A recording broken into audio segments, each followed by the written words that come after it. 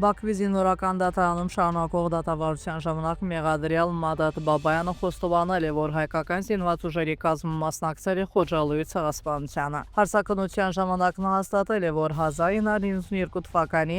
փետրվարի 25-ին եւ 26-ին եղել է Խոջալույում եւ ասել. «Մեզ այնտեղ տարավ մեր խմբի ղեկավարը, անունը Հենրիկ Թամրազյան էր։ Նպատակը Խոջալույից ադրբեջանցիներին հեռացնելն էր»։ Նա նշել է, որ Խոջալույում բոլոր հրամանները տվել է Խալաստոյի մականունով Արկադի Շիրինյանը եւ ասել. «Իսկ մեզ հրամաններ տալիս էր Վանիկ Պետրոսյանը, Վանիկը անձամբ մարդկանց վրա կրակելու հրամաններ տվել։ Վանիկն ու Արկադին կտրում էին մարդկանց մատները, դիակների ականջները»։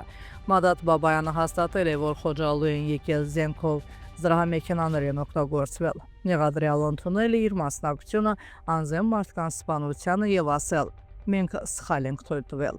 Նա հայտնել է, որ Խոջալույում տեսել է մոտ 150 դիակ, այդ թվում երեխաներ, ծերեր եւ կանայք, եւ որ հայ զինվորները դիերը լցրել է մեքենաների մեջ եւ տարել։